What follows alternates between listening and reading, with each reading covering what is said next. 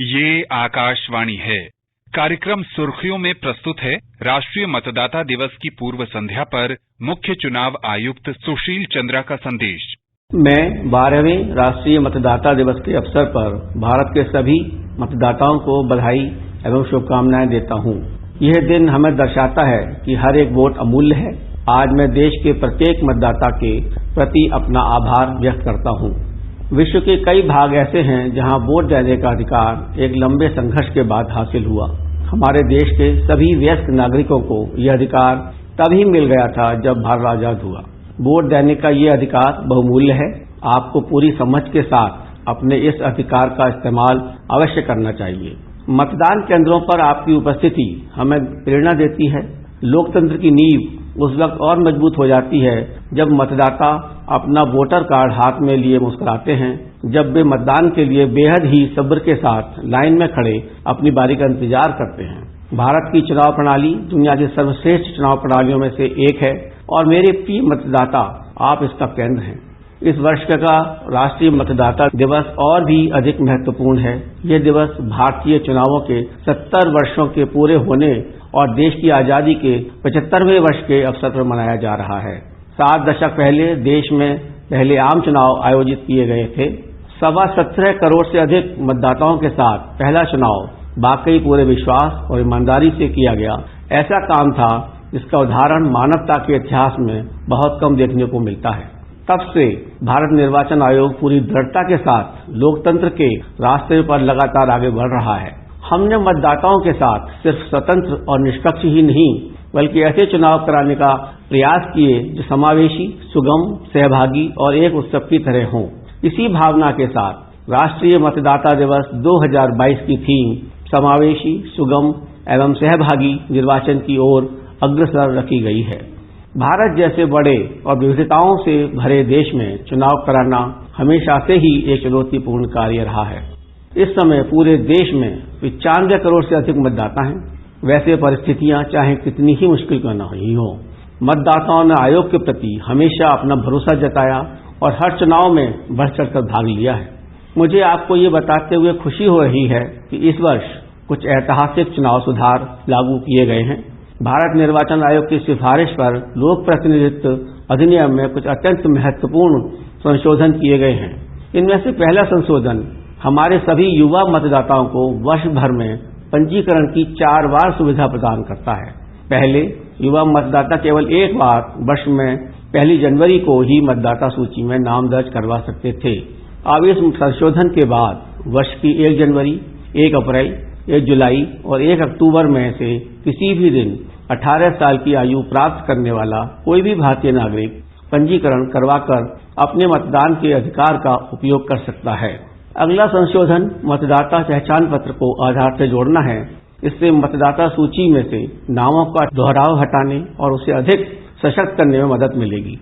हमारा ये पूर्ण विश्वास है कि सभी श्रेणियों के मतदाताओं की समान भागीदारी ही चुनावों को सार्थक बनाती है। भारत निर्वाचन आयोग महिलाओं, दिव्यांगजनों और वरिष्ठ नागरिकों को विशेष सुविधाएं उपलब्ध कराता है ताकि उन्हें सुविधाजनक और एक सुखद मतदान अनुभव प्राप्त हो। आयोग ने ऐसे सभी मतदाताओं को डाक मतपत्र यानी कि पोस्टल बैलेट की सुविधा का विकल्प दिया है जिनकी आयु 80 वर्ष से अधिक, जो दिव्यांग हैं और जो कोविड से प्रभावित हैं। आयोग मतदान केंद्र की सुविधा को उनके दरवाजे तक ले आया है। आयोग ने चुनावी प्रक्रिया में पारदर्शिता को बढ़ाने तथा चुनावी सेवाओं को मतदाता के लिए और अधिक अनुकूल बनाने हेतु टेक्नोलॉजी का भरपूर इस्तेमाल किया है। जैसे वोटर हेल्पलाइन ऐप, एक ऐप सी-विजिल भी है जो आदर्श आचार संहिता के उल्लंघन के मामलों में त्वरित कार्यवाही सुनिश्चित करता है। इसी कड़ी में एक नया ऐप नो योर कैंडिडेट है। ये मतदाताओं को उम्मीदवारों के आपराधिक इतिहास सहित उनके बारे में पूरी जानकारी प्रदान करता है ताकि मतदाता सजग होकर अपना विकल्प चुन सकें। मैं इस अवसर पर चुनाव वाले 5 राज्यों के मतदाताओं का स्वागत करते हुए उनसे आग्रह करता हूं कि वे इन चुनावों में हमेशा की भांति पूरे जोश एवं उत्साह के साथ भाग लें। भारत निर्वाचन आयोग के लिए मतदाता सच्चे नायक और आइकन हैं। मतदान केंद्र पर आपकी उपस्थिति लोकतंत्र को मजबूत करने के साथ ही देश को गौरवान्वित भी करती है। मैं राष्ट्रीय मतदाता दिवस के अवसर पर पुनः देश के प्रत्येक नागरिक को हार्दिक बधाई एवं शुभकामनाएं देता हूं। जय Hind. On the eve of National Voters Day, now we broadcast the message from Chief Election Commissioner Sushil Chandra. I am delighted to convey my compliments and warm wishes to all the voters of India on the occasion of 12th National Voters Day. This day pays a glowing tribute to each and every voter of the country and highlights the immense value of everyone's vote. In many parts of the world, the right to vote was achieved after a long struggle.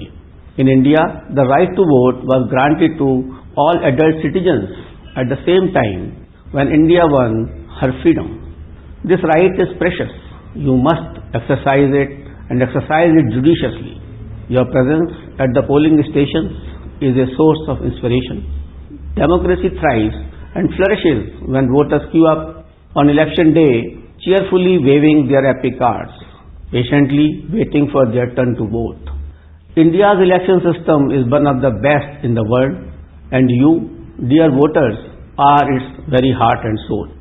This year's NVD is even more special as it marks 70 years of Indian elections and the celebration of 75th year of India's independence. 7 decades ago, the first general election was conducted in the country with 17.3 crore voters. The first election was truly an act of faith with few parallels in the history of humankind. Since then, the Election Commission of India has firmly marched on the path of democracy, and together with voters, we have endeavored to deliver elections that are not only free and fair, but also inclusive, accessible, participative and festive. This sentiment, the theme for NVD 2022, is making our elections inclusive, accessible and participative.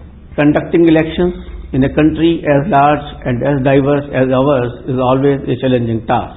As on date, we have over 95.14 crore voters across the country. However difficult the situations might be, the voters have always reposed faith in the institution of Election Commission and enthusiastically participated in every election.